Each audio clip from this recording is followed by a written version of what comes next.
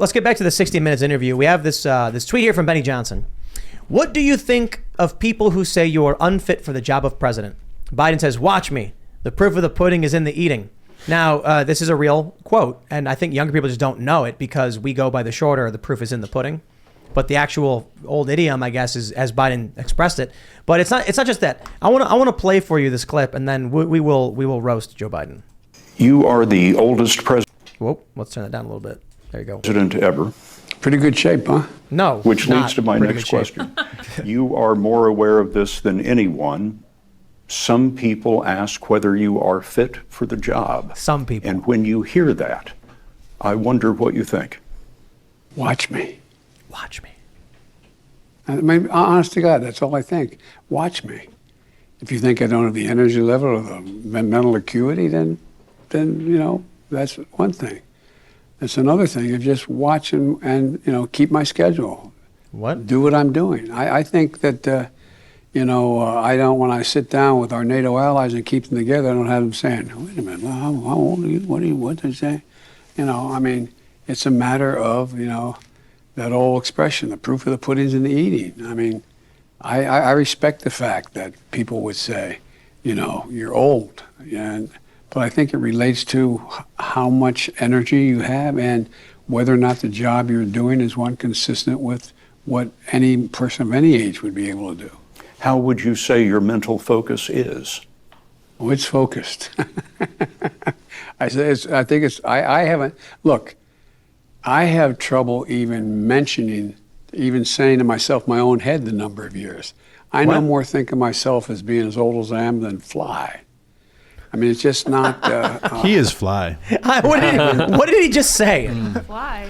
Okay, he said, I have trouble even saying to myself the number of years in my head. Yep. The number of years of what? What's he talking about? How old he is? How I old can't is he? believe I'm 75. He wanted Is that what he's trying to say? 78. And then he says, I know, what does he say? I don't think of myself as old as I am, then fly. Then fly.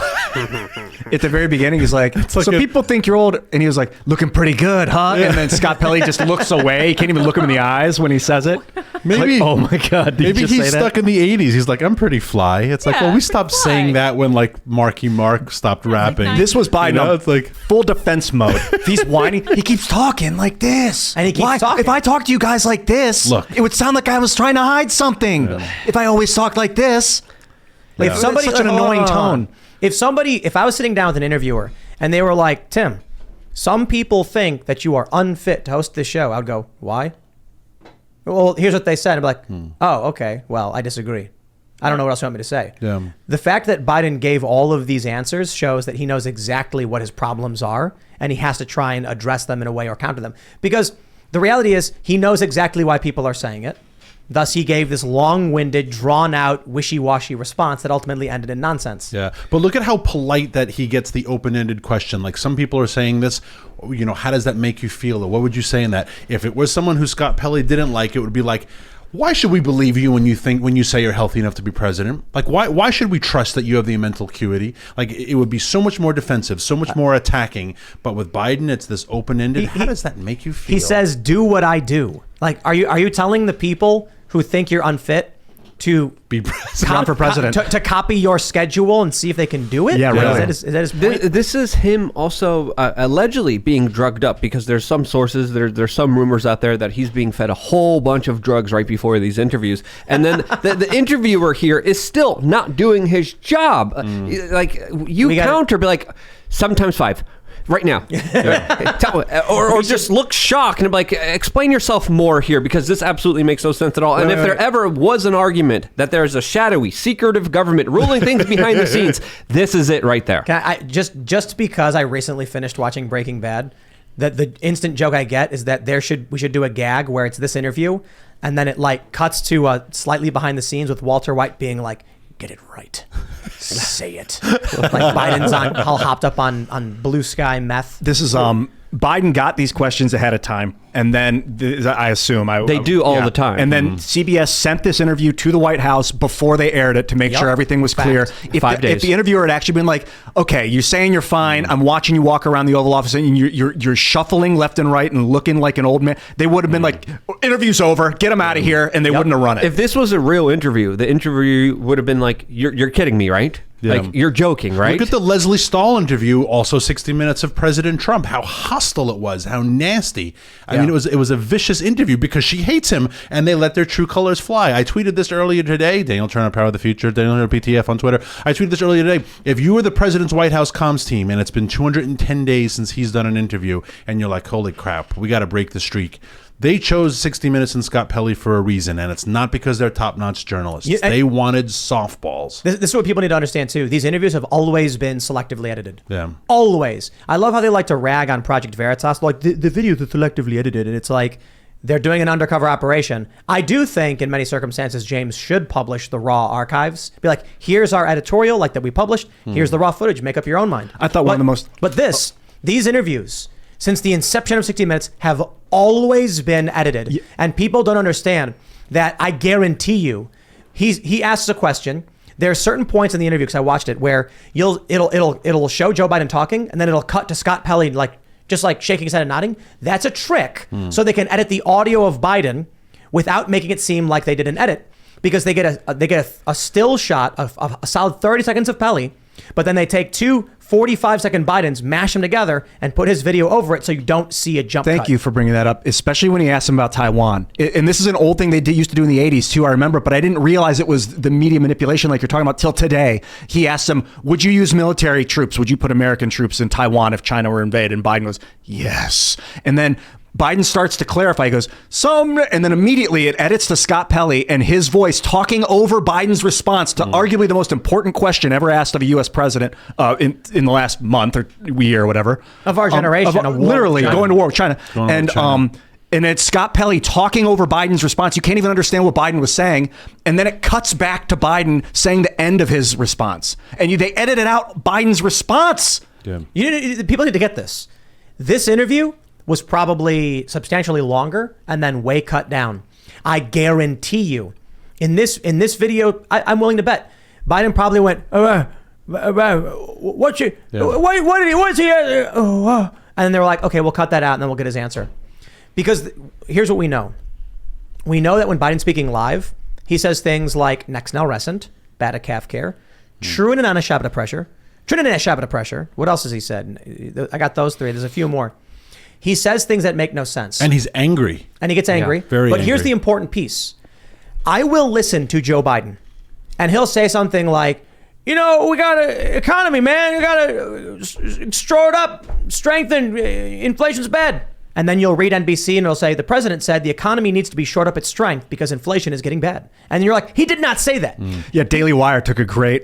you read that one. Yeah. I don't know if we pull that tweet up. They gave it play-by-play. And I hope that... I'm glad the Daily Wire understands this. When you read an article from the Daily Wire, they quote Biden. And it says, what's it, the economy is, ... and they put it all in there. Yeah, here's the quote. Biden on his mental focus. Oh, focused. Ha ha ha. I'd say it is. I haven't here. Look, I have trouble even mentioning, even saying to myself in my head the number of years. I no more think of myself being old as I am then fly. That's a literal translation. Fly. It's like fetch.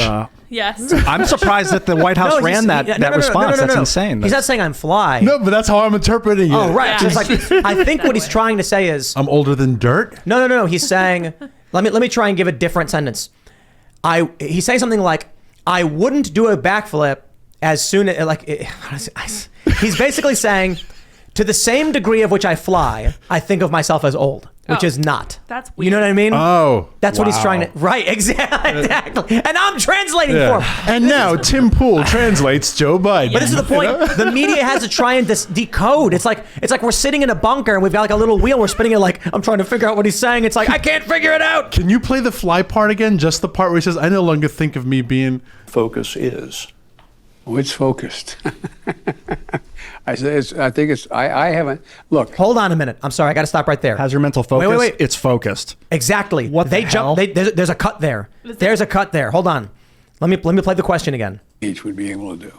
How would you say your mental focus is? Oh, it's focused. I believe he said, how would you say your mental focus is? There was some kind of back and forth, and then they edited that response in because it's focused. What did the subject change to when he said that question, because the subject was Biden. He's referring to himself as it, or his mental focus as it. No, mental focus was the subject, or he was the subject. So we wouldn't say when he says it, he's saying my mental focus is focused. Yeah, but he was the subject, not the focus. You're so right. he's calling himself it. No, they edited something out of there. Weird. But let's play more. I haven't, look, I have trouble even saying to myself, my own head, the number of years.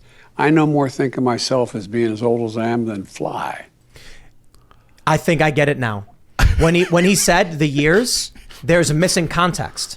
They edited out a chunk of that. You're right. When he said, I have trouble saying even myself the number of years, they must have had a back and forth following up on what the question was, confusing Biden. Mentioned something about, well, you've been in for how many years, right? So you've been in for 50 some odd years. So how would you say it's going? And then, well, it's focused, Yeah. And I know more. I have trouble mentioning myself the number of years. That the context of where the years fits into this conversation makes no sense. It's not his age. It's how long he's been working at this. It sounds like to me. It sounds like they cut out a huge chunk of this, and Biden was probably rambling incoherently. That's why the White House okayed that response, because it was the best they got out of that response. Because how's your mental focus? It's focused. It's not something you want someone to respond. It makes no sense. Yeah, so I don't think I'm too old to do this job any more than I think I can fly. As like, whether he was going to say something like that, or I don't think He's saying I don't think of myself as. He says. He's basically saying, I think of myself as old as often as I fly, which is never. Oh, gotcha. Okay. But it's confusing because he flies in planes all the time. So it's like, are you talking about flapping your wings? Like, when I first heard that, I had to sit down and actually, I'm like looking at the quote in the transcript. First, you read the transcript and you're like, this makes no sense. Yeah. I have no idea what he's trying to convey. Then you hear him say it and you go, wait, hold on. When I saw the first transcript, it was THEN. Then I saw the Daily Wire write THAN, and I'm like, I have this guy's out of his fucking mind. Is Thamfly a thing we don't know about? Is there a Thamfly? Is that like a then? So it's then or than. Then fly. Like he's saying, I think of myself as old as often as I fly. Is what he's saying. Now, if he says this, and the five of us sitting around this table, who are all fairly intelligent, are struggling, the beginning of his comment, he talks about, look, when I sit down with the NATO partners, imagine what they're really thinking. Like, what are we going to war? Like, what is he saying? He went to the G7 and he said, we're going after Libya. Yeah. And everybody did go, what? When is this happening? Did he mean Syria? Syria, Libya. And I tell people, when they try and downplay this stuff, the severity of it is Joe Biden's going to be in the Situation Room and he's going to be like, so give me the brief. And they're going to be like, we've got, Baghdadi, we've got these guys, we got this guy, here's the region they're moving in. And the Middle East and North Africa, it's a large swath of territory that has overlap between some of these groups. And he's going to go, we need to get a missile strike in Libya. And they'll be like, the Libyan target. They'll be like, yeah, the Libya. And they'll go, well, the problem is centered over here, and I said Libya, and they'll go, okay, all right. They'll go to the generals and be like, he wants to strike and move in on Libya, and they're going to be like, why? What? Nothing's happening. They'll be like, this is what the commander in chief has ordered. Now, I don't think they would actually follow through because I think the White House has gone rogue. Let's jump to this next story, and I'll tell you. But I'll wrap up that thought. Basically, Jill would stop. Imagine a circumstance where they go, you got it, boss. Yeah. And then all of a sudden you got terrorists outside of Syria and then Libya is being bombed repeatedly. Well, a situation like that is like, go get him, go kick his door down, go to Donald Trump's house and get blah, blah. Like these erratic, almost nonsensical moves are like really intense, weird, out of the sideways things. And they will go for it sometimes. So you're saying the raid on Trump was actually... It could have been like an old man anger rage thing. It was an, won't someone rid me of this priest? I don't know. He says he didn't know anything about it beforehand. Donald Trump, somebody ought to raid his house. Take some documents from him. He's like, go get him. I don't care what about the borders or the means. Justify the ends. Justify the ends. That's right. That's what he said. Thanks for checking out this segment from the Timcast IRL podcast. But if you want to check out the full show live, tune in Monday through Friday at 8 p.m. And if you want more special access content, head over to timcast.com and become a member. Your membership helps sustain this company, keep our journalists employed, makes this show happen, and you will get access to exclusive members-only segments of the Timcast IRL podcast, and there's a massive library to check out. So again, go to timcast.com or tune in Monday through Friday at 8 p.m., and we'll see you all there.